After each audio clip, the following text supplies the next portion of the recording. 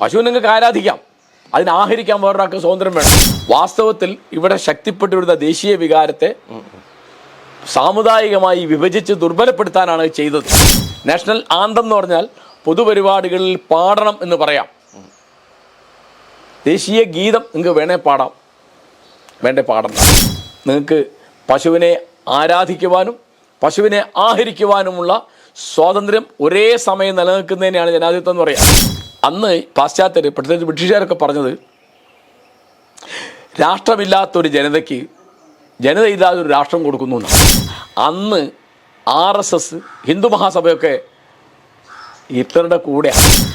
ഈ വിദേശകാര്യമന്ത്രിയാണ് ഇന്ത്യയിൽ നിന്ന് ആദ്യമായി ഇസ്രായേൽ സന്ദർശിക്കുന്ന ഒരു മന്ത്രി.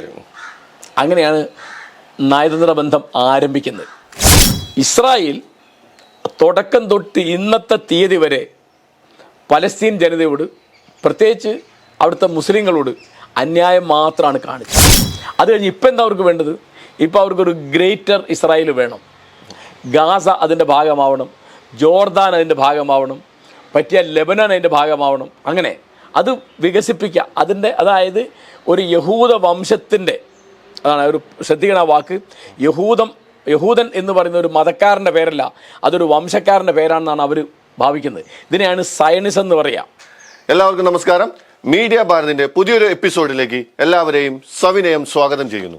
കേരളത്തിന്റെ പൊതുമണ്ഡലത്തിൽ വിട്ടുവീഴ്ചയില്ലാത്ത നിലപാടുകൾ കൊണ്ടും സൂക്ഷ്മമായ രാഷ്ട്രീയ നിരീക്ഷണങ്ങൾ കൊണ്ടും നിരന്തരം നിറഞ്ഞു നിൽക്കുന്ന ഒരു സാംസ്കാരിക വ്യക്തിത്വമാണ് ഇന്ന് നമ്മോടൊപ്പം ഉള്ളത്. എഴുത്തുകാരൻ, സാമൂഹിക വിമർശകൻ, അധ്യാപകൻ എന്നീ നിലകളിൽ ശ്രദ്ധേയനായ ഇദ്ദേഹം വൈജ്ഞാനിക ലോകത്ത് ഇന്നും നിറഞ്ഞു നിൽക്കുകയാണ്. ബഷീറിയൻ സാഹിത്യത്തിലെ ആഴമേറിയ നർമ്മവും മാപ്പിളപ്പാട്ടുകളിലെ സംഗീതാത്മകമായ ഇമ്പവും നെഞ്ചിലേറ്റിക്കൊണ്ട് മലയാളികളുടെ ചിന്താധാരയെ നിരന്തരം നവീകരിച്ചു കൊണ്ടിരിക്കുന്ന പ്രിയപ്പെട്ട കാരശ്ശേരി മാഷാണ് നമ്മളോടൊപ്പം ഉള്ളത്. This is Harish Thankam and you are watching chat with Harish Thankam. അപ്പോൾ മാഷെ, നമ്മുടെ ഈ പ്രോഗ്രാമുകളിലേക്ക് മാഷെ സവിനയം സഹൃദയം സ്വാഗതം ചെയ്യുകയാണ്. സന്തോഷം. ആൻഡ് ഇപ്പോൾ ചോദ്യത്തിലേക്ക് കടക്കുന്നതിന് മുൻപ്, നമ്മളിപ്പോൾ നിരന്തരം മാഷ് ചാനൽ ചർച്ചകളിലൊക്കെ പങ്കെടുക്കുന്നുണ്ട്. ചാനൽ ചർച്ചകളിൽ പങ്കെടുക്കുമ്പോൾ രാഷ്ട്രീയ നിരീക്ഷകൻ അല്ലെങ്കിൽ സാമൂഹിക നിരീക്ഷകൻ എന്നുള്ള ലാബലിലാണ് മാഷെ അവർ കൊണ്ടുപോയി ഇരുത്താറുള്ളത്. അപ്പോൾ വളരെ രസകരമാണ് കാര്യങ്ങൾ. ഇടതുപക്ഷ രാഷ്ട്രീയ നിരീക്ഷകരുണ്ട്, വലതുപക്ഷ രാഷ്ട്രീയ നിരീക്ഷകരുണ്ട്. അപ്പോൾ ഇതിനിടയിൽ മാഷ് എവിടെയാണ് പ്ലേസ് ചെയ്യുന്നത്, അല്ലെങ്കിൽ മാഷ് ആരാണ് എന്ന് പറഞ്ഞുകൊണ്ട് നമുക്ക് തുടങ്ങാം. ഇതെന്താന്ന് വിചാരിച്ചാൽ, നമ്മുടെ നാട്ടുകാർക്ക് ഒരാളെ കണ്ടാൽ ഒരു ചാപ്പ കുത്തണം. ഒന്നുകിൽ ഇയാൾ കമ്മ്യൂണിസ്റ്റാണ്, അല്ലെ കോൺഗ്രസ് ആണ്, അല്ലെ BJP ആണ്, അല്ലെ മുസ്ലിം ലീഗാണ്, അല്ലെ UDF ആണ്, LDF ആണ്, NDA ആണ്. ഇതൊന്നും അല്ലാതെ മനുഷ്യന്മാരുണ്ടാവുമല്ലോ. അപ്പോൾ അത് അവർക്ക് തിരിയാത്തതിന് എനിക്കൊരു നിവൃത്തിയില്ല. ഇപ്പം ഞാൻ ഒന്നാം പിണറായി സർക്കാരിൻ്റെ കാലത്ത് ഞാൻ അതിൻ്റെ പല നിലപാടുകളെയും അനുകൂലിച്ച ഒരാളാണ്. ഒന്നാം പിണറായി സർക്കാർ താരതമ്യേന നന്നായിരുന്നു എന്നാണ് എൻ്റെ അഭിപ്രായം. അതിനൊരു തെളിവ് ഞാൻ പറയാം. ആ കാലത്ത് കൈരളി ചാനൽ എന്നെ ചർച്ചയ്ക്ക് വിളിക്കാറുണ്ടായിരുന്നു. ഞാൻ 100% അവർക്കെതിരാണെങ്കിൽ കൈരളി വിളിക്കില്ലല്ലോ. അപ്പോൾ ഇപ്പോൾ ഞാൻ പണ്ടൊക്കെ ആണെങ്കിൽ ഞാൻ കമ്മ്യൂണിസ്റ്റുകാരനാണ് എന്നാണ് ആൾക്കാർ പറയാം. അതിപ്പോൾ നിങ്ങൾക്ക് അറിയാത്തത് എന്തുകൊണ്ടാണ് വെച്ചാൽ അന്ന് ചാനലില്ല. ഞാനന്ന് പൊതുയോഗങ്ങളിലും എൻ്റെ ലേഖനങ്ങളിലും ക്ലാസ്സുകളിലും വർത്തമാനത്തിലൊക്കെ പലപ്പോഴും ഞാൻ കോൺഗ്രസിനെ വിമർശിച്ചിരുന്നു, മുസ്ലിം ലീഗിനെ വിമർശിച്ചിരുന്നു. അപ്പോൾ മുസ്ലിം ലീഗുകാർക്ക് ഉണ്ടായിരുന്ന ധാരണ ഞാൻ കമ്മ്യൂണിസ്റ്റ് ആണെന്നാണ്, കോൺഗ്രസ്സുകാർക്ക് ഉണ്ടായിരുന്ന ധാരണ ഞാൻ നക്സലറ്റ് ആണെന്നാണ്. ഒരു ഉദാഹരണം പറഞ്ഞാൽ ഇപ്പോൾ കെ അജിതൊക്കെ എൻ്റെ വളരെ അടുത്ത സുഹൃത്താണ്. അങ്ങനെ അതിലെനിക്ക് സുഹൃത്തുക്കളുണ്ട്. അപ്പം ഞാനിതൊന്നും അല്ല, ഞാൻ നക്സലറ്റ് അല്ല, ഞാൻ കമ്മ്യൂണിസ്റ്റ് അല്ല, ഞാൻ കോൺഗ്രസ് അല്ല, ഞാൻ ലീഗല്ല, ഞാനിതൊന്നും അല്ല. ഇതൊന്നും അല്ലാതെ ഒരാൾക്ക് രാഷ്ട്രീയം ഉണ്ടായിക്കൂടെ? നമ്മുടെ നാട്ടിൽ തിരിയാത്ത അങ്ങനത്തെ ആളുകളുടെ എണ്ണം കുറവായതുകൊണ്ടാണ്. രാഷ്ട്രീയം എന്ന് പറയുന്നത് ഒരു കക്ഷി ചേരലല്ല, ഒരു കൊടി പിടിക്കലല്ല, ഒരു മുദ്രാവാക്യം വിളിക്കലല്ല, ഒരു നേതാവിൻ്റെ ദാസനാവലല്ല. അതെന്താണ്? എൻ്റെ കണക്കിന് അത് നീതിബോധമാണ്. ഇപ്പോൾ നീതിബോധം എന്ന് പറഞ്ഞാൽ എങ്ങനെ? എനിക്കെന്താ മാനദണ്ഡം?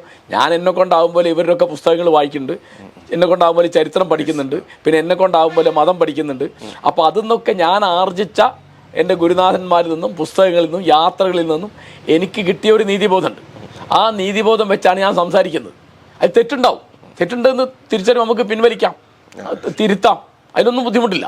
പിന്നെ എനിക്ക് നേതാക്കന്മാരുമില്ല, അനുയായികളുമില്ല, ഞാൻ ഒറ്റയ്ക്ക് ഒരാളാണ്. അപ്പോൾ രാഷ്ട്രീയം എന്ന് പറയുന്നത് നീതിബോധമാണ്. നീതിബോധത്തിന് വേണ്ടത് തുല്യതയാണ്. അപ്പോൾ സ്ത്രീ പുരുഷ സമത്വം എന്നുള്ളൊരു ആശയത്തിൽ എനിക്ക് വിശ്വാസമുണ്ട്. എന്താ കാരണം, ആ തുല്യത ഉണ്ടെങ്കിൽ നീതി ഉണ്ടാവുള്ളൂ.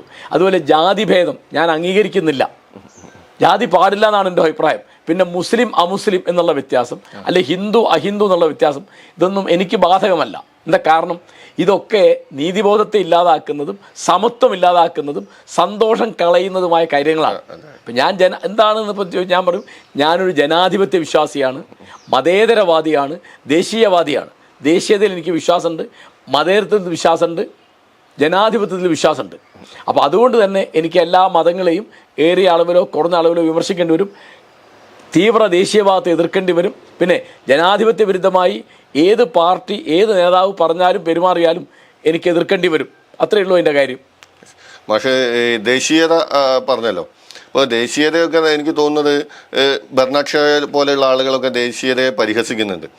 ആൻഡ് ഇപ്പം ഇന്ത്യയുടെ ഒരു കോണ്ടെക്സ്റ്റ് എടുത്ത് നോക്കുമ്പം ദേശീയത എന്ന് പറയുന്നത് ഹിന്ദുത്വത്തിൽ കൂടി കലർന്നുകൊണ്ട് അതിനെ മറ്റൊരു തലത്തിലേക്ക് കൊണ്ടുപോകുന്ന ഒരു ഭരണകൂടം തന്നെ ഇന്ത്യയിൽ നിലനിൽക്കുന്നുണ്ട്. അപ്പോൾ ഈ ദേശീയതയെ മാഷ് അനുകൂലിക്കുമ്പോൾ ഇത്തരത്തിലൊരു ദേശീയത എന്ന് പറയുന്നത് ഈ ഇന്ത്യയുടെ കോണ്ടെക്സ്റ്റിൽ ഒരു ഹിന്ദുത്വത്തോടൊപ്പം ചേർന്നുകൊണ്ടാണല്ലോ പ്രവർത്തിക്കുന്നത്. അപ്പോൾ മാഷ് എങ്ങനെയാണ് അതിനെ കാണുന്നത്? മാഷിന്റെ ദേശീയതയും ഈ ഹൈന്ദവ ദേശീയതയും ഒക്കെ. എൻ്റെ ദേശീയത എന്നൊരു സാധനമില്ല, ഉള്ളത് ദേശീയതയാണ്. ദേശീയതയിൽ രണ്ടുണ്ട്, ഇന്ത്യൻ ദേശീയതയുണ്ട്, ഹിന്ദു ദേശീയതയുണ്ട്. ഇപ്പം മുസ്ലിം ദേശീയത എന്ന് പറഞ്ഞിട്ടാണല്ലോ പാകിസ്ഥാൻ ഉണ്ടായത്. അതുപോലെ ഹിന്ദു ദേശീയത ഉണ്ട്. ഹിന്ദു ദേശീയതയ്ക്ക് വേണ്ടിയാണ് 1915 ഹിന്ദു മഹാസഭ ഉണ്ടായത്, 1925 RSS ഉണ്ടായത്, പിന്നെ പിൽക്കാലത്തുണ്ടായ BJP വാസ്തവത്തിൽ പ്രവർത്തിക്കുന്നത് ഹിന്ദു ദേശീയതയ്ക്ക് വേണ്ടിയാണ്. ഇതല്ലാത്തൊരു ദേശീയത ഉണ്ട്. അതിപ്പോൾ ആര് ഉയർത്തിപ്പിടിച്ചാണ്? ഇപ്പം മഹാത്മാഗാന്ധി, അല്ലെങ്കിൽ ജവഹർലാൽ നെഹ്റു, അല്ലെങ്കിൽ ഖാൻ അബ്ദുൽ ഗാഫർ ഖാൻ, അല്ലെങ്കിൽ അബുൽ കലാം ആസാദ്, ഇപ്പോൾ നമ്മുടെ നാട്ടിലാണെങ്കിൽ KP കേശവമേനോൻ, മുഹമ്മദ് അബ്ദുറഹിമാൻ, മൊയ്തു മൗലവി, ഇത്തരം ആളുകൾ ഉയർത്തിപ്പിടിച്ച ഒരു ദേശീയതയുണ്ട്. അതെന്താണ്? നമ്മൾ ഇന്ത്യക്കാരാണ്. ഇപ്പോൾ നിങ്ങൾ എന്നോട് ചോദിക്കുക നിങ്ങൾ ആരാണ്, എൻ്റെ ആദ്യത്തെ മറുപടി ഞാൻ ഇന്ത്യക്കാരനാണെന്നായിരിക്കും. പിന്നെ നിങ്ങൾ ചോദിക്കുക നിങ്ങൾ ആരാണ്, ഞാൻ പറയാം മലയാളിയാണ്. പിന്നെ ചോദിക്കുക നിങ്ങൾ എവിടുത്തുകാരൻ, ഞാൻ പറയും കോഴിക്കോട്ടുകാരനാണ്. പിന്നെ ചോദിക്കുക ഞാൻ പുരുഷനാണ്. പിന്നെ ചോദിക്കുക ഞാൻ അധ്യാപകനാണ്. ഇങ്ങനെയൊക്കെ അപ്പോൾ നിങ്ങൾക്കൊരു സംശയം, നിങ്ങൾ ചോദിക്കും നിങ്ങൾ ഏത് മതക്കാരനാണ്. ഞാൻ പറയും ഞാനൊരു മുസ്ലിം കുടുംബത്തിൽ ജനിച്ച ആളാണ്, ഞാൻ ഇസ്ലാം മതം അനുഷ്ഠിക്കുന്ന ആളല്ല. അപ്പോൾ ഈ ദേശീയത എന്ന് പറയുന്നത് നമ്മളൊരു ജനതയാണ് എന്നുള്ള വികാര, അല്ലാതെ ബെർണാഡ് ഷാ പറഞ്ഞത് അന്യായമായി അന്യദേശക്കാരനെ വെറുക്കാനുള്ള ഒരു കാരണമാണ് ദേശീയത. ഇപ്പോൾ ദേശീയത ഏറ്റവും അധികം എതിർത്ത ആൾ ബെർണാഡ് ഷാ അല്ല, അത് രവീന്ദ്രനാഥ് ടാഗോറാണ്, നമ്മുടെ ദേശീയഗാനം എഴുതിയ കവിയാണ്. അതായത് 1912 അദ്ദേഹം ഇംഗ്ലീഷിൽ ഗീതാഞ്ജലി പ്രസിദ്ധീകരിച്ചു. 1913 അദ്ദേഹത്തിന് നൊബേൽ സമ്മാനം കിട്ടി. അപ്പോൾ അന്ന് അതിനെപ്പറ്റി പറഞ്ഞത് ഇന്ത്യൻ ദേശീയതയുടെ പ്രകടന പത്രിക എന്നതിനെ വിശേഷിപ്പിച്ച ആളുകളുണ്ട്. അദ്ദേഹത്തിൻ്റെ ഗീതാഞ്ജലി എന്നുള്ള കാവ്യത്തെ അദ്ദേഹം ജീവിതത്തിൽ അവസാന കാലത്ത്, ഇപ്പോൾ എൻ്റെ ഓർമ്മ ശരിയാണെങ്കിൽ 45 അദ്ദേഹം മരിക്കുന്നത്. ആ 10 കൊല്ലം അദ്ദേഹം ദേശീയത എങ്ങനെ ആപത്താവും എന്ന് എഴുതുകയും പ്രസംഗിക്കുകയും പ്രവർത്തിക്കുകയും ചെയ്ത ഗാന്ധിയെപ്പോലും അദ്ദേഹം താക്കീത് ചെയ്യുന്നുണ്ട്, ഈ അളവിൽ ദേശീയത ഉൽപ്പാദിപ്പിക്കരുത്, അത് അപകടമായിത്തീരുന്നു. ഇപ്പോൾ ദേശീയതയാണ് ഹിറ്റ്ലർ ഉപയോഗിച്ചത്, ദേശീയതയാണ് മുസോളിനി ഉപയോഗിച്ചത്. അപ്പോൾ അവർ വംശീയത എന്ന് പറയും, ആര്യൻ വംശത്തിനെ പറ്റിയാണ് ഹിറ്റ്ലർ സംസാരിക്കുന്നത്. അപ്പോൾ ഇവിടെ ഹിന്ദു ദേശീയതയും ഞാനീ പറഞ്ഞ ദേശീയതയുടെ ഒരു ബന്ധമില്ല. നമ്മൾ ഹിന്ദുക്കളും മുസ്ലിങ്ങളും ക്രിസ്ത്യാനികളും ബൗദ്ധന്മാരും ജൈനന്മാരും സിഖുകാരും പാർസികളും ആണും പെണ്ണും ആദിവാസികളും ദളിതരും ട്രാൻസ്ജെൻഡേഴ്സും എല്ലാം അടങ്ങുന്ന ഇന്ത്യ എന്നുള്ള ദേശത്തിൽ ജനിച്ചു വളർന്ന ഈ പാരമ്പര്യത്തിൽ പങ്കുപറ്റുന്ന ഒരു വലിയ ജനസമൂഹമുണ്ട്, ഒരു വലിയ പാരമ്പര്യമുണ്ട്. നമ്മുടെ സാഹിത്യമുണ്ട്, തത്വചിന്തയുണ്ട്, നമ്മുടെ ആചാരമര്യാദകളുണ്ട്, നമ്മുടെ ലോകഭീഷണുണ്ട്. അതിനൊക്കെ കൂടി കൂട്ടിയിട്ടാണ് ഞാൻ ഇന്ത്യ എന്ന് പറയുന്നത്, ദേശീയത എന്ന് പറയുന്നത്. അതിൽ മഹാഭാരതം ഒരു ഘടകമാണ്, രാമായണം ഒരു ഘടകമാണ്, കാളിദാസൻ ഒരു ഘടകമാണ്, ബുദ്ധൻ ഒരു ഘടകമാണ്, ഗാന്ധി ഒരു ഘടകമാണ്, ടാഗോർ ഒരു ഘടകമാണ്. ഇവിടേക്ക് കേരളത്തിലേക്ക് വരികയാണെങ്കിൽ അതിൽ എഴുത്തച്ഛനും കുമാരനാശാനും ബഷീറും ഒരു ഘടകമാണ്. അതൊക്കെ നമ്മുടെ ദേശീയതയുടെ രൂപങ്ങളാണ്. ഒക്കെ ഇപ്പോൾ ബഷീർ ഇന്ത്യക്ക് വേണ്ടി പൊരുതിയ ഒരാളാണ്. ഉദാഹരണം പറയുകയാണെ, ഇപ്പോൾ ജാതിക്കെതിരായിട്ട് പൊരുതിയ ആളാണ് ആശാൻ.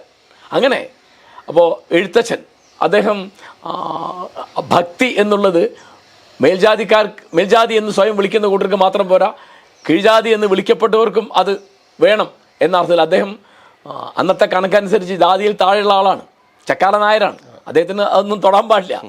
അപ്പോൾ വാൽമീകി രാമായണം പരിഭാഷപ്പെടുത്തിയപ്പോൾ വള്ളത്തോൾ വലിയ അന്യായം കാണിച്ചു, അതുകൊണ്ടാണ് അദ്ദേഹത്തിൻ്റെ കാത് പൊട്ടിപ്പോയത് എന്നിവിടെ ആളുകൾ പറഞ്ഞിരുന്നു. അതേ അവസാന കാലത്ത് ഋഗ്വേദം തന്നെ പരിഭാഷപ്പെടുത്തി. രാമായണം കാവ്യമാണല്ലോ, വേദം തന്നെ വെറുതെ ആലങ്കാരികമായിട്ട് പറഞ്ഞ ഋഗ്വേദം എന്ന് പറഞ്ഞത് വേദം തന്നെയാണ്. അപ്പോൾ അത്തരത്തിലുള്ള കാര്യങ്ങൾ ഇപ്പോൾ നമ്മുടെ പാരമ്പര്യത്തിൽ ഒരുപാട് മഹത്തായ കാര്യങ്ങളുണ്ട്, ഒരുപാട് കൊള്ളരുതാത്ത കാര്യങ്ങളുണ്ട്. ഇപ്പോൾ ഞാൻ ഇന്ത്യൻ ദേശീയതയിൽ വിശ്വസിക്കുന്നു പറഞ്ഞാൽ ഞാൻ സതിയെ അനുകൂലിക്കുന്ന അർത്ഥമല്ല, ജാതി അനുകൂലിക്കുന്ന അർത്ഥമല്ല, നരബലി അനുകൂലിക്കുന്ന അർത്ഥമല്ല, പശുവാരാധനയെ അനുകൂലിക്കുന്ന അർത്ഥമല്ല. ഇപ്പോൾ പശുവിനെ നിങ്ങൾക്ക് ആരാധിക്കാം, അതിന് ആഹരിക്കാൻ വേറൊരാൾക്ക് സ്വാതന്ത്ര്യം വേണം. അല്ല, നിങ്ങൾ ഗോവധം നിരോധിക്കുന്നത് ഒരു കൊള്ളരുതായ്മയാണ്. അപ്പോൾ ദേശീയത എന്ന് ഇന്നത്തെ ഹിന്ദുത്വവാദികൾ പറയുന്നു, ഞാൻ പറയുന്ന ഒന്നല്ല. അത് ഗാന്ധി പറഞ്ഞതാണ്. ഒറ്റവാക്ക് പറഞ്ഞാൽ ഗാന്ധി പറയുന്ന ഇന്ത്യൻ ദേശീയതയാണ്. സംഘപരിവാർ പറഞ്ഞ ഹിന്ദു ദേശീയത അല്ല ഞാൻ ഉദ്ദേശിക്കുന്നത്. മാഷാദിൻ്റെ ഇടയിൽ ടാഗോറിനെ കുറിച്ച് പറഞ്ഞല്ലോ. ഇപ്പോൾ ടാഗോറാണ് ദേശീയ ഗാനങ്ങൾ എഴുതിയത്. ഇന്ത്യയുടെ മാത്രമല്ല മറ്റ് 2 രാജ്യങ്ങളുടെ ദേശീയ ഗാനങ്ങളിൽ കൂടി ടാഗോർ സംഭാവന നടത്തിയിട്ടുണ്ട്. ഇപ്പോൾ ഈ അടുത്ത കാലത്ത് നമ്മൾ വന്ദേ മാതരം പാടുന്നതുമായി ബന്ധപ്പെട്ട് ഇന്ത്യയിൽ ഒന്നാകെ കോലാഹലങ്ങളുണ്ടായി. വന്ദേ മാതരത്തിൻ്റെ ആദ്യത്തെ 4 വരികളാണ് പാടേണ്ടതെന്നും അതല്ല വന്ദേ മാതരം മുഴുവൻ പാടണമെന്നും ഈ ദേശീയതയുടെ വക്താക്കളാണ് എന്ന് പറഞ്ഞു നടക്കുന്ന പൊളിറ്റിക്കൽ പാർട്ടി പറയുകയുണ്ടായി. BJP RSS ഒക്കെ അനുകൂലമായിട്ട് സംസാരിക്കുന്നവർ പറയുകയുണ്ടായി. അപ്പോൾ ഈ വന്ദേ മാതരം യഥാർത്ഥത്തിൽ നമ്മൾ വന്ദേ മാതരം വായിച്ചു നോക്കുമ്പോൾ അതിൻ്റെ ആദ്യത്തെ 4 വരികൾ കഴിഞ്ഞാൽ പിന്നീടുള്ള വരികളൊക്കെ ഹിന്ദുമതത്തെ അല്ലെങ്കിൽ ഹിന്ദു ദൈവങ്ങളെ പുകഴ്ത്തുന്നതോ പ്രോത്സാഹിപ്പിക്കുന്നതോ ആയിട്ടുള്ളതാണ്. ഈ ഒരു സംഘർഷത്തോട്, ആശയപരമായിട്ടുള്ള സംഘർഷത്തോട് മാഷിൻ്റെ നിലപാടെന്താണ്? ഇതൊരു വളരെ പഴയ ചർച്ചയാണ് ഹരീഷ്. എന്നുവെച്ചാൽ ബംഗാളി എഴുത്തുകാരൻ ബങ്കിം ചന്ദ്രനാണ് വന്ദേ മാതരം എന്നുള്ള പാട്ട് എഴുതിയത്. ആനന്ദമഠത്തിൽ അല്ല, പാട്ട് എഴുതിയിട്ട് അത് നേരത്തെ പ്രസിദ്ധീകരിച്ചിരുന്നു. അദ്ദേഹത്തിൻ്റെ ആനന്ദമഠം എന്നുള്ള നോവലിൽ അത് ഉൾപ്പെടുത്തി. അതിൻ്റെ പരിഭാഷ 1909 തന്നെ എന്നാണ് എൻ്റെ ഓർമ്മ, മലയാളത്തിൽ വന്നിട്ടുണ്ട്. ഈ പാട്ട് പാടിയിരുന്നു. ആര് പാടി? എല്ലാവരും പാടിയിരുന്നു. ഒരു ഉദാഹരണം പറഞ്ഞാൽ 1905 ബംഗാൾ വിഭജിച്ചു. ലോർഡ് കഴ്സൻ്റെ കാലത്താണ്. കഴ്സൺ പ്രഭു വൈസ്രോയി ആയിരിക്കുമ്പോഴാണ് കിഴക്കൻ ബംഗാളും പടിഞ്ഞാറൻ ബംഗാളുമായിട്ട്. അപ്പോൾ കിഴക്കൻ ബംഗാൾ എന്ന് പറയുന്നത് മുസ്ലിം ഭൂരിപക്ഷ പ്രദേശമാണ്, പടിഞ്ഞാറൻ ബംഗാൾ ഹിന്ദു ഭൂരിപക്ഷ പ്രദേശം. അപ്പോൾ എന്തിനാണ് വിഭജിച്ചത് എന്ന് ചോദിച്ചപ്പോൾ അന്ന് അധികാരികൾ ബ്രിട്ടീഷുകാർ പറഞ്ഞ മറുപടി അത് ഭരണ സൗകര്യാർത്ഥമാണെന്നാണ്. വാസ്തവത്തിൽ ഇവിടെ ശക്തിപ്പെട്ടു വരുന്ന ദേശീയ വികാരത്തെ സാമുദായികമായി വിഭജിച്ച് ദുർബലപ്പെടുത്താനാണ് ചെയ്തത്. അതിനെതിരായിട്ട് സമരം നടക്കുകയാണ്. ആരൊക്കെ സമരം ചെയ്യുന്നത്? ഹിന്ദുക്കൾ, മുസ്ലിങ്ങൾ, സിഖുകാർ, പാർസികൾ എല്ലാവരും ഉണ്ട്. ബംഗാൾ വിഭജനത്തിനായിട്ട് സമരം ചെയ്യുന്നു. ഈ സമരക്കാർ പാടുന്ന പാട്ടേതാ? വന്ദേ മാതരാണ്. അന്നൊരു ബുദ്ധിമുട്ടില്ല. അപ്പം അന്ന് ഗാന്ധി ഇവിടെ ഇല്ലയെന്ന് ഓർക്കണം കേട്ടോ. 1905 ഗാന്ധി സൗത്ത് ആഫ്രിക്കയിലാണ്. ഗാന്ധി പിന്നെയും 10 കൊല്ലം കഴിഞ്ഞാണ് ഇന്ത്യയിൽ മടങ്ങി വരുന്നത്. അദ്ദേഹം ബോംബെയിൽ എന്നേക്കായിട്ട് മടങ്ങി വരുന്നത് 1915 ജനുവരി 9 ഗാന്ധി 1909 എഴുതിയ ഹിന്ദു സ്വരാജ് എന്നുള്ള പുസ്തകത്തിൽ ചോദിക്കുന്നുണ്ട് ഇന്ത്യൻ ദേശീയത എപ്പോഴാണ് ഉണ്ടായത്. അതിന് അദ്ദേഹം പറഞ്ഞ മറുപടി ബംഗാൾ വിഭജനത്തിനെതിരായിട്ട് എപ്പോഴാണോ ഇന്ത്യക്കാർ ഉണർന്നത് അന്നാണ് അത് ഉണ്ടായതെന്നാണ്. പക്ഷേ പിന്നൊരു പ്രശ്നം വന്നു. കാരണം ഈ പാട്ടിനകത്ത് ഇന്ത്യ മാതാവാണ് എന്ന് പറയുന്നുണ്ട്, ദുർഗയാണ് എന്ന് പറയുന്നുണ്ട്. അപ്പം മാതൃഭൂമി എന്നുള്ളത് വരെ എല്ലാവരും അംഗീകരിക്കും. ഭൂമി മാതാവാണ് എന്നുള്ളൊരു മതസങ്കല്പമാണ്, ദുർഗയാണ് എന്നുള്ളത് മതസങ്കല്പമാണ്.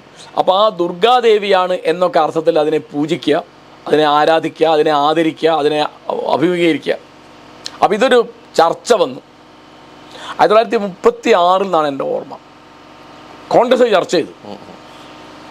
അത് കഴിഞ്ഞിട്ട് അന്ന് ഉണ്ടായ ഒരു കാര്യം, ഇതിങ്ങനെ എല്ലാവർക്കും പാടാൻ പറ്റിയ പാട്ടല്ല എന്ന് ആദ്യം പറഞ്ഞത് മുസ്ലിം ലീഗിൻ്റെ നേതാവ് മുഹമ്മദ് അലി ജിന്നയാണ്.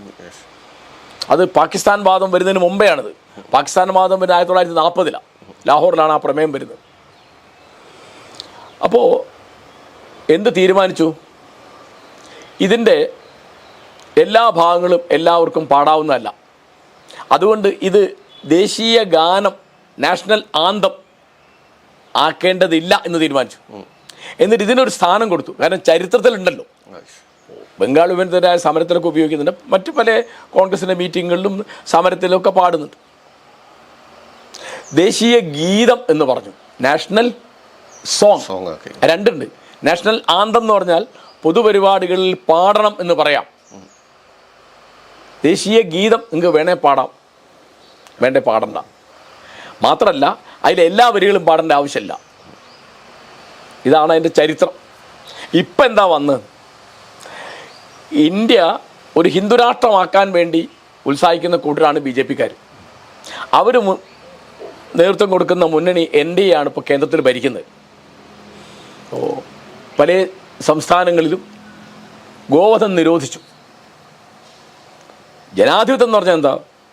നിങ്ങൾക്ക് പശുവിനെ ആരാധിക്കുവാനും പശുവിനെ ആഹരിക്കുവാനുമുള്ള സ്വാതന്ത്ര്യം ഒരേ സമയം നിലനിൽക്കുന്നതിനെയാണ് ജനാധിപത്യം എന്ന് പറയാം. നിങ്ങൾക്ക് പശുവിനെ ആരാധിക്കാൻ മാത്രമേ സ്വാതന്ത്ര്യമുള്ളൂ, അതിനെ ആഹരിക്കാൻ സ്വാതന്ത്ര്യമില്ല എന്നാണ് ജനാധിപത്യം അല്ല. നിങ്ങളുടെ ഭക്ഷണത്തിൽ വേറൊരാൾ ഇടപെടാൻ പാടില്ല. ഇത് ബാധിക്കാരാ? ഇപ്പം മുസ്ലിങ്ങൾക്ക് പശു കുറച്ച് കഴിച്ചോളണം എന്നൊരു നിയമമൊന്നുമില്ല. കാരണം മുഹമ്മദ് നബിയുടെ കാലത്ത് അവിടെ ഒന്നും പശു തന്നെ ഇല്ല. കാരണം മരുഭൂമിയാണ്. അവിടെ ഒട്ടകവും കുതിരയൊക്കെ ഉള്ളു, അറബി കുതിര എന്നൊക്കെ കേട്ടിട്ടുണ്ട്. അപ്പോൾ അവർക്ക് പശു കുറച്ച് കഴിക്കേണ്ട ഒരു ബുദ്ധിമുട്ടുമില്ല. നേരെ മറിച്ച് ഇവിടുത്തെ ദളിതരുണ്ട്, അവർ വലിയ ശതമാനം, പ്രത്യേകിച്ച് ഉത്തരേന്ത്യൻ സംസ്ഥാനങ്ങളിൽ തുകൽ വ്യവസായത്തിൽ ഏർപ്പെട്ട ആൾക്കാരാണ്. അവരെ ബാധിക്കുന്നത്. പിന്നെ വേറൊന്നുള്ളത് എന്താണെന്ന് വെച്ചാൽ അവരുടെ ഭക്ഷണം, അവർക്കിപ്പോൾ ഇതിൽ ഹറാമൊന്നുമില്ലല്ലോ. പശു കുറച്ച് കഴിക്കുന്ന ഹറാം എന്ന് പറയുന്നത്, നിഷിദ്ധം എന്ന് പറയുന്ന ആർക്കാണ്? മേൽജാതി എന്ന് സ്വയം വിളിക്കുന്ന കൂട്ടർക്കാണ്. ബ്രാഹ്മണന്മാർക്ക്, ഒരു കൂട്ടം ക്ഷത്രിയർക്ക്. ഇപ്പോൾ കേരളത്തിലൊന്നും ആ സംഗതി തന്നെ ഉണ്ടായിട്ടില്ല. ബ്രാഹ്മണർ ഒരു ഇറച്ചിയും കഴിക്കില്ല, പശു കുറച്ച് മാത്രമല്ല, അവർ പാട്ടിറച്ചിയും കഴിക്കില്ല. അപ്പോൾ അതുകൊണ്ട് ഈ നിങ്ങൾ എന്താണ് കഴിക്കേണ്ടത്, നിങ്ങൾ എന്താണ് ധരിക്കേണ്ടത്, നിങ്ങൾ ഏത് ഭാഷയിലാണ് ആരാധിക്കേണ്ടത് തുടങ്ങിയുള്ള വളരെ വ്യക്തിപരമായ കാര്യങ്ങളിലൊന്നും സർക്കാർ ഇടപെടാൻ പാടില്ല. അതൊക്കെ ജനാധിപത്യത്തിൻ്റെ നഗ്നമായ ലംഘനമാണ്. അതുകൊണ്ട് വന്ദേ മാതരം പാടാൻ ഒരാൾക്ക് സ്വാതന്ത്ര്യമുണ്ട്, വേണമെങ്കിൽ പാടാം എന്ന് പണ്ട് തീരുമാനിച്ചത് കോൺഗ്രസ് സ്വാതന്ത്ര്യത്തിന് മുമ്പേ തീരുമാനിച്ച കാര്യമാണ്. എന്തൊക്കെ അതിൻ്റെ ചർച്ച നടത്തിയിട്ട് ഭൂരിപക്ഷം അനുസരിച്ച് തീരുമാനിച്ചാണ് എന്ത്, അതിലെ പല വരികളും ഈ തരത്തിൽ എല്ലാവർക്കും പാടാവുന്നതല്ല. അപ്പോൾ ഒരാൾക്ക് ദൈവത്തെ ആരാധിക്കാനും ഏത് ദൈവത്തെ ആരാധിക്കാനും ഒരു ദൈവത്തെ ആരാധിക്കാതിരിക്കാനും ദൈവത്തെ നിഷേധിക്കാനും ഒക്കെ സൗകര്യമുള്ള ഭൂമിയാണ് ഇന്ത്യ. അത് ജനാധിപത്യത്തിൻ്റെ കാലത്ത് മാത്രമല്ല, അതിനു മുമ്പേ അങ്ങനെയാണ്. അതിപ്പോൾ ബുദ്ധൻ്റെയും കാലത്ത് മുമ്പ് 2500 കൊല്ലത്തിന് മുമ്പേ ഇവിടെ ചാർവാകന്മാരൊക്കെ ഉണ്ട്. ദൈവത്തെ നിഷേധിക്കുന്നവർ, മതത്തെ നിഷേധിക്കുന്നവർ, വേദത്തെ തള്ളിപ്പറയുന്നവർ. നാസ്തികൻ എന്നുള്ള പഴയ വാക്കിൻ്റെ അർത്ഥം ദൈവത്തെ നിഷേധിക്കുന്നതെന്നല്ല, ദൈവത്തെ നിന്ദിക്കുന്നതെന്നല്ല, വേദത്തിൻ്റെ പ്രാമാണ്യം അംഗീകരിക്കാത്തവനാ. വേദപ്രാമാണ്യം അംഗീകരിക്കാത്തവരാണ് ചാർവാകന്മാർ. അങ്ങനെ ഒരുപാട് ആളുകളുണ്ട്. അപ്പോൾ ഇവിടെ നമ്മളിന്ന് പറയുന്ന യുക്തിവാദം, നിരീശ്വരവാദമൊക്കെ ഇന്ത്യയിൽ പണ്ടേ ഉള്ളതാണ്. ഇന്ത്യൻ പാരമ്പര്യത്തിനൊരു ഭാഗമാണ് നിരീശ്വരവാദം. ഇപ്പോൾ സാഖ്യം എന്നൊരു ദർശനമുണ്ട്. അതിൽ ആദ്യത്തെ ഭാഗം നിരീശ്വര സാഖ്യമാണ്, പിന്നീടാണ് ശേഷര സാഖ്യം വരുന്നത്. അപ്പോൾ ബുദ്ധൻ തന്നെ ദൈവം ഉണ്ടോ അല്ലേ എന്ന് എനിക്ക് അറിഞ്ഞൂടാന്ന് പറഞ്ഞ ആളാണ്. അത് മിക്ക ആളുകളും പറയുന്നത് അദ്ദേഹം അജ്ഞേയതാവാദിയാണെന്നാണ്. യുക്തിവാദികളിൽ ചിലർ പറയുന്നത് അദ്ദേഹം നിരീശ്വരവാദിയാണ്. ഏതായാലും അദ്ദേഹത്തിന് ദൈവം ഉണ്ടെന്ന് അദ്ദേഹം പറഞ്ഞിട്ടില്ല. അദ്ദേഹം പറഞ്ഞത് എൻ്റെ ആദി ദൈവത്തിൻ്റെ നിഗൂഢതയെ പറ്റിയല്ല, മനുഷ്യൻ്റെ ദുരിതങ്ങളെ പറ്റിയാണെന്നാണ്. I am not worried about the mystery of God, I am worried about the mystery of man എന്നാണ്. അപ്പോൾ പലപ്പോഴും അദ്ദേഹം പറഞ്ഞത് എനിക്ക് അറിഞ്ഞുകൂടാന്നാണ്. ദൈവമുണ്ടോ എനിക്ക് അറിഞ്ഞുകൂടാ. അദ്ദേഹത്തിൻ്റെ ഒരു ആലോചനാ വിഷയമല്ല അത്, ബുദ്ധൻ്റെ അല്ല. ഇപ്പോൾ ഇന്ത്യയിലാണ് നെഹ്റുവിൻ്റെ അല്ല. നെഹ്റു അജ്ഞേയതാവാദിയാണ്. അത് ദൈവമുണ്ടെന്ന് പറയാൻ പോകാറില്ല ആൾ, അദ്ദേഹം ആരാധിക്കാറുമില്ല.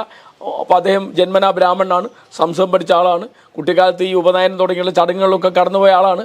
നെഹ്റു ഒരു അജ്ഞേയതാവാദിയാണ്, എഗ്നോസ്റ്റിക് എന്ന് ഇംഗ്ലീഷിൽ പറയും, സന്ദേഹവാദം, ദൈവമുണ്ടോ അല്ലേ. അങ്ങനെ ആളുകളുണ്ട്. ഇപ്പോൾ ബെർട്രൻ റസ്സൽ സന്ദേഹവാദിയാണ്. അങ്ങനെ ആളുകളുണ്ട്.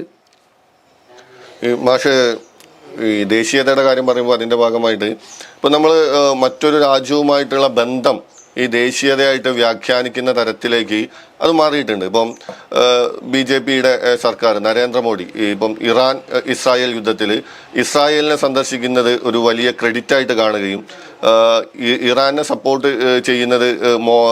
ചെയ്യാത്തത് മോശമായിട്ട് മറ്റൊരാൾക്കാരും കാണുന്നുണ്ട്. ഇപ്പോൾ രണ്ട് വിഭാഗങ്ങളായിട്ട് മാറിയിട്ടുണ്ട്. ഇപ്പം തീവ്ര ഹിന്ദുത്വവാദികൾ ഇന്ത്യ ഇസ്രായേലിൻ്റെ സുഹൃത്താവുന്നത് ഭയങ്കര മികച്ച കാര്യമായിട്ടാണ് മനസ്സിലാക്കുന്നത്. കഴിഞ്ഞ ആഴ്ചയെങ്ങാനും നരേന്ദ്രമോദി ഇസ്രായേൽ സന്ദർശിക്കുകയും കുറെ നല്ല തീരുമാനങ്ങൾ എന്ന് പറയുന്ന തരത്തിൽ കുറെ കാര്യങ്ങൾ അവതരിപ്പിക്കുകയും ചെയ്തിട്ടുണ്ട്. അപ്പോൾ ഈ ദേശീയതയുടെ ഭാഗമായിട്ട് ഈ ഇന്ത്യയുടെ അയൽരാജ്യങ്ങളുടെ ബന്ധം വരെ മാറിക്കൊണ്ടിരിക്കുന്ന ഒരു കാലഘട്ടത്തിൽ കൂടിയാണ്. അപ്പോൾ നമ്മൾ എന്തിനംഗീകരിക്കണം, എന്തിനംഗീകരിക്കരുത് എന്നുള്ളത് കൂടി ഈ ദേശീയതയുടെ ഭാഗമായിട്ട് വരുന്നുണ്ട്. അപ്പം ഇന്ത്യയുടെ വിദേശ ബന്ധങ്ങളും ഈ ദേശീയതയുമായിട്ടുള്ള ഒരു ബന്ധത്തെ നമുക്ക് എങ്ങനെ വിലയിരുത്താൻ പറ്റും?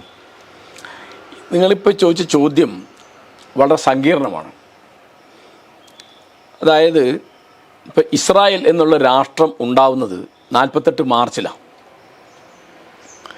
ആ രാഷ്ട്രത്തിൻ്റെ രൂപീകരണവുമായിട്ട് ബന്ധപ്പെട്ട ചർച്ചകളിലൊക്കെ ഇന്ത്യ, വിശേഷിച്ച് ഗാന്ധി, പിൽക്കാലത്ത് നെഹ്റു ഒക്കെ ഇസ്രായേലിനെ അംഗീകരിക്കാത്ത ആൾക്കാരാണ്. എന്തായാലും പ്രശ്നം ബൈബിളിൽ 4000 കൊല്ലം മുമ്പ് പറഞ്ഞ വാഗ്ദത്ത ഭൂമിയാണ് എന്ന് പറഞ്ഞിട്ട് അവർ പലസ്തീനിലേക്ക് വരികയാണ്. അപ്പോൾ ഒന്നാം ലോകമഹായുദ്ധം കഴിഞ്ഞ ഉടനെ തന്നെ ആ ആലോചനയുണ്ട്. രണ്ടാം ലോകമഹായുദ്ധം കഴിഞ്ഞപ്പോൾ അത് പൂർത്തിയായി. അന്ന് പാശ്ചാത്യർ, പ്രത്യേകിച്ച് ബ്രിട്ടീഷുകാരൊക്കെ പറഞ്ഞത് രാഷ്ട്രമില്ലാത്തൊരു ജനതയ്ക്ക് ജനതയില്ലാത്തൊരു രാഷ്ട്രം കൊടുക്കുന്നു എന്നാണ്. അങ്ങനെ രാഷ്ട്രമില്ലാത്തൊരു ജനതയ്ക്ക് ജനതയില്ലാത്തൊരു രാഷ്ട്രം. ആദ്യത്തെ ഭാഗം ശരിയാ. രാഷ്ട്രമില്ലാത്ത ജനതയാണ് ആര്? യഹൂദന്മാർ. അവർ ലോകത്തിൻ്റെ പല ഭാഗത്തായിട്ട് ചിതറിപ്പോയി ഇപ്പോൾ ഇന്ത്യയിൽ വന്നിരുന്നു. അപ്പോൾ അവർക്ക് ഒരു തരത്തിലുള്ള മതപീഡനം ഏൽക്കേണ്ടി വന്നിട്ടില്ലാത്തൊരു പ്രദേശമാണിത് എന്ന് പറഞ്ഞ് കൊച്ചിയിലെ സിനഗോഗിൻ്റെ ചുമരിലൊരു പ്ലേക്ക് വെച്ചിട്ടുണ്ട്. ഒരു തരത്തിലുള്ള പീഡനവും ഇന്ത്യയിൽ പൊതുവെ യഹൂദന്മാർക്ക് ഒരു പീഡനം ഉണ്ടായി. 1933 തൊട്ട് 1945 വരെ ജർമ്മനിയുടെ ചാൻസലറാണ് ഹിറ്റ്ലർ. അദ്ദേഹം ചാൻസലറാകുന്നതോടെ അദ്ദേഹം ചെയ്യുന്ന കാര്യം, ഒന്നാം ലോകമഹായുദ്ധത്തിൽ ജർമ്മനി തോൽക്കാനുള്ള കാരണം യഹൂദന്മാരുടെ ചതിയാണ് എന്ന കള്ളത്തരം പ്രചരിപ്പിക്കുക. അവർക്ക് മതക്കാരോടല്ലാതെ ഒരു രാഷ്ട്രത്തോടും കൂറില്ല, ദേശീയതയില്ലാത്ത ആൾക്കാരാണ്, ദേശക്കൂറില്ലാത്ത ആൾക്കാരാണ് എന്ന് പറഞ്ഞിട്ട് അവരെ ശത്രുക്കളായിട്ട് അവതരിപ്പിക്കുക. ഇത് അന്ന് RSS, ഹിന്ദു മഹാസഭയൊക്കെ ഹിറ്റ്ലറുടെ കൂടെയാണ്. മനസ്സിലാക്കണം. അതായത് യഹൂദന്മാരെ, ഞാൻ വായിച്ച കണക്കുകൾ ശരിയാണെങ്കിൽ 64 ലക്ഷം യഹൂദന്മാരെയാണ് ഗ്യാസ് ചേമ്പലിട്ട് കൊന്നത്. ഞാൻ ജർമ്മനിയിൽ പോയപ്പോൾ അതിൽ ആദ്യത്തെ ക്യാമ്പ് ഞാൻ പോയി കണ്ടിട്ടുണ്ട്. കണ്ട് സഹിക്കാൻ പറ്റില്ല. ഞാൻ നേരത്തെ MT വാസുദേവൻ നായരുടെ മനുഷ്യ നിഴലുകൾ എന്നുള്ള യാത്രാവിവരണ പുസ്തകത്തിൽ ഇത് വായിച്ചിരുന്നു. ആ ഓർമ്മയിലാണ് ഞാൻ പോയത്. ദെഹാവു എന്നാണ് ആ സ്ഥലത്തിൻ്റെ പേര്. 64 ലക്ഷം യഹൂദന്മാരെ ഗ്യാസ് ചേമ്പലിട്ട് ചുട്ടു കൊന്ന ആളാണ് ഹിറ്റ്ലർ. ആ ഹിറ്റ്ലറെ നേതാവായിട്ട് അംഗീകരിച്ച, ഗൈഡായിട്ട് അംഗീകരിച്ച കൂട്ടരാണ് ആര്? RSS. അവരുടെ നേതാവ് അവിടെ ചെന്ന് കാണുകയും ആ പ്രത്യയശാസ്ത്രം ഇവിടെ കൊണ്ടുവരികയൊക്കെ ചെയ്ത ഗാന്ധി പറഞ്ഞത്, നിങ്ങൾ എന്താ ചോദിക്കുന്നത്? യഹൂദൻ എവിടുത്തെ ഏത് രാഷ്ട്രത്തിലെ പൗരനാണ് നിങ്ങൾ ചോദിക്കുന്നത്? ഗാന്ധി 38 തുടങ്ങിയത്. അപ്പോൾ ഗാന്ധി എല്ലാ മതരാഷ്ട്രത്തിനെതിരാണ്. ഹിന്ദു രാഷ്ട്രത്തിനെതിരാണ്, ഇസ്ലാമിക രാഷ്ട്രത്തിനെതിരാണ്, യഹൂദ രാഷ്ട്രത്തിനെതിരാണ്. അദ്ദേഹം പറഞ്ഞു, നിങ്ങൾ എന്താ ചോദിക്കുന്നത്? യഹൂദൻ എവിടുത്തെ പൗരനാണ്? ബ്രിട്ടനിൽ ജനിച്ച യഹൂദൻ ബ്രിട്ടീഷുകാരനാണ്, ഇന്ത്യയിൽ ജനിച്ച യഹൂദൻ ഇന്ത്യക്കാരനാണ്, അമേരിക്കയിൽ ജനിച്ച യഹൂദൻ അമേരിക്കക്കാരനാണ്. ഈ ആശയം അദ്ദേഹം ഒരിക്കലും അംഗീകരിച്ചില്ല. അതുകൊണ്ട് ഗാന്ധിക്ക് വളരെ എതിരായിരുന്നു സ്വകാര്യമായിട്ട് യഹൂദന്മാർ. ഇപ്പോൾ അവർ 2 കൊല്ലം മുമ്പ് അവിടെ ഗാന്ധിയുടെ ഒരു പ്രതിമ വെച്ചിട്ടുണ്ട്. കാരണം ഗാന്ധി അവർക്ക് എതിരായിരുന്നു, എന്നാൽ അവർക്ക് ക്ഷീണമെന്ന് വിചാരിച്ചിട്ട്. നെഹ്റു ഒരിക്കലും അവരുമായിട്ടൊരു നയതന്ത്ര ബന്ധം ഉണ്ടാക്കിയില്ല. ഇന്ദിരാഗാന്ധി ഉണ്ടാക്കിയില്ല. നയതന്ത്ര ബന്ധം ഇസ്രായേലായിട്ട് ആരംഭിക്കുന്ന എപ്പോഴാണ്? 1977 മൊറാർജി ഗവൺമെൻറ് വരുമ്പോഴാണ്. മൊറാർജി ഗവൺമെൻറ്റാണ് ആദ്യത്തെ കോൺഗ്രസ് ഇതര ഗവൺമെൻറ്, ജനതാ ഗവൺമെൻറ്. അത് മൊറാർജി നേരത്തെ കോൺഗ്രസ് നേതാവായിരുന്നു. അദ്ദേഹം പിന്നെ അതിന് വിട്ടിട്ടാണ് ജനതാ പാർട്ടി ഉണ്ടാക്കി അടിയന്തരാവസ്ഥ കഴിഞ്ഞിട്ട് ഇലക്ഷന് വരും. അതിൽ 2 അന്ന് ജനതാ നേതാക്കന്മാരാണ്. പിന്നീട് ഇപ്പോൾ നമ്മൾ ഇന്നത്തെ ഭാഷയിൽ മനസ്സിലാക്കാൻ വേണ്ടി പറയുകയാണ്, ജനസംഘം എന്നാന്ന് പറഞ്ഞത് അവർ പോരുന്നതിന് മുമ്പേ. പിന്നെ ജനതാ പാർട്ടിയായി പിന്നീടാണ് ഭാരതീയ ജനസംഘാവുന്നത്. അവർ 2 നേതാക്കന്മാർ, ഒന്ന് അടൽ ബിഹാരി വാജ്പേയി, ലാൽ കൃഷ്ണ അദ്വാനി. അടൽ ബിഹാരി വാജ്പേയി വിദേശകാര്യ മന്ത്രിയായിരുന്നു, ലാൽ കൃഷ്ണ അദ്വാനി വാർത്താകരണ വകുപ്പ് മന്ത്രിയായിരുന്നു. വാജ്പേയിയാണ് പിന്നീട് പ്രധാനമന്ത്രിയായത്. ഈ വിദേശകാര്യ മന്ത്രിയാണ് ഇന്ത്യയിൽ നിന്ന് ആദ്യമായി ഇസ്രായേൽ സന്ദർശിക്കുന്ന ഒരു മന്ത്രി. അങ്ങനെയാണ് നയതന്ത്ര ബന്ധം ആരംഭിക്കുന്നത്. ഇരിക്കട്ടെ, നയതന്ത്ര ബന്ധം ആരംഭിച്ചത് വലിയ അന്യായമാണോ? അങ്ങനെ ഞാൻ പറയില്ല. പക്ഷേ ഇസ്രായേൽ തുടക്കം തൊട്ട് ഇന്നത്തെ തീയതി വരെ പലസ്തീൻ ജനതയോട്, പ്രത്യേകിച്ച് അവിടുത്തെ മുസ്ലിങ്ങളോട് അന്യായം മാത്രമാണ് കാണിച്ചത്. പലസ്തീനിൽ മുസ്ലിങ്ങൾ മാത്രമല്ല ഉള്ളത്, അവിടെ ക്രിസ്ത്യാനികളുണ്ട്, അവിടെ യഹൂദന്മാരുണ്ട്. ജനതയില്ലാത്തൊരു രാഷ്ട്രം എന്ന് പറഞ്ഞ പലസ്തീനിൽ 3000 കൊല്ലമായിട്ടൊരു ജനത ജീവിക്കുന്നുണ്ട്. അത് മുസ്ലിങ്ങൾ മാത്രമല്ല, അവിടെ അവരൊക്കെ സംസാരിക്കുന്ന ഭാഷ അറബിയാണ്. ക്രിസ്ത്യാനികളും യഹൂദന്മാരും മുസ്ലിങ്ങളും സംസാരിക്കുന്ന അറബിയാണ്. അവരെ ആട്ടി ഓടിച്ചിട്ടാണ് ഇപ്പോൾ ഇസ്രായേൽ ഉണ്ടാക്കി. അത് കഴിഞ്ഞ് ഇപ്പം എന്താ അവർക്ക് വേണ്ടത്? ഇപ്പോൾ അവർക്കൊരു ഗ്രേറ്റർ ഇസ്രായേൽ വേണം. ഗാസ അതിൻ്റെ ഭാഗമാവണം, ജോർദാൻ അതിൻ്റെ ഭാഗമാവണം, പറ്റിയ ലെബനൻ അതിൻ്റെ ഭാഗമാവണം. അങ്ങനെ അത് വികസിപ്പിക്കുക. അതായത് ഒരു യഹൂദ വംശത്തിൻ്റെ, അതാണ് ഒരു ശ്രദ്ധിക്കണ വാക്ക്, യഹൂദൻ എന്ന് പറയുന്ന ഒരു മതക്കാരൻ്റെ പേരല്ല, അതൊരു വംശക്കാരൻ്റെ പേരാണെന്നാണ് അവർ ഭാവിക്കുന്നത്. ഇതിനെയാണ് സയനിസം എന്ന് പറയുക. ഇപ്പോൾ ഇവിടെ നമ്മൾ RSS എന്ന് പറയുന്നത് എന്താ? ഹിന്ദു രാഷ്ട്രം ഉണ്ടാക്കാൻ നടക്കുന്ന കൂട്ടരാണ്. ജമാഅത്ത് ഇസ്ലാമി എന്ന് പറഞ്ഞാൽ എന്താണ്? ഇസ്ലാമിക രാഷ്ട്രം ഉണ്ടാക്കാൻ നടക്കുന്ന കൂട്ടരാണ്. യഹൂദ രാഷ്ട്രം ഉണ്ടാക്കാൻ നടക്കുന്ന കൂട്ടരാണ് ആര്? സയനിസ്റ്റുകൾ. സയനിസമാണ് ഇതിൻ്റെ പ്രത്യയശാസ്ത്രം. അവരുടെ മോഹം എന്താണ്? ഒരു ഗ്രേറ്റർ ഇസ്രായേൽ ഉണ്ടാക്കണം. അതിൻ്റെ തലസ്ഥാനം ടെലവീവ് ആവണ്ട, അത് ജെറൂസലേം ആകണം. ഇപ്പം ജെറൂസലേം ഇസ്രായേലിൻ്റെ തലസ്ഥാനമല്ല, തലസ്ഥാനമാണ് അംഗീകരിക്കുന്ന ആളാണ് ഇപ്പോഴത്തെ US പ്രസിഡന്റ് ട്രംപ്. ഇവർക്ക് എല്ലാ പിന്തുണയും കൊടുക്കും. കാരണം ട്രംപ് അടിസ്ഥാനപരമായി മുസ്ലിങ്ങളോടും അറബികളോടും വളരെ വിരോധമുള്ള ഒരാളാണ്. അദ്ദേഹത്തെ തിരഞ്ഞെടുക്കുന്ന ആരാണ്? അദ്ദേഹത്തിന് വോട്ട് ചെയ്യുന്ന ആരാണ്? ഈ വംശീയ വെറി, മതവെറിയുള്ള കൂട്ടരാണ്. ഡൊണാൾഡ് ട്രംപ് രാഷ്ട്രീയക്കാരനല്ല, അദ്ദേഹം വ്യവസായിയാണ്, വ്യാപാരിയാണ്. അമേരിക്കയിൽ നിങ്ങൾ ഏത് നഗരത്തിൽ ചെന്നാലും അവിടെയൊക്കെ ട്രംപ് ബിൽഡിംഗ് ഉണ്ടാവും. ഏത് ചെറിയ നഗരത്തിലും വലിയ നഗരത്തിലൊക്കെ. എന്താ കാര്യം? ട്രംപ് ഇത്തരം ബിൽഡിംഗ് ഉണ്ടാക്കി വാടക കൊടുക്കുന്ന അദ്ദേഹത്തിൻ്റെ പല ബിസിനസ്സുകളൊന്നാണ്. കോടീശ്വരനാണ്. അല്ലാതെ അദ്ദേഹം രാഷ്ട്രീയം അറിയുന്ന ആളൊന്നും അല്ല. ചോക്കൂ, എന്തെങ്കിലും തിരിയുന്ന ഒരാളാണെങ്കിൽ നൊബേൽ സമ്മാനം എനിക്ക് വേണമെന്ന് പറയും. അത്ര വിഡ്ഢിയാണ് ഡൊണാൾഡ് ട്രംപ്.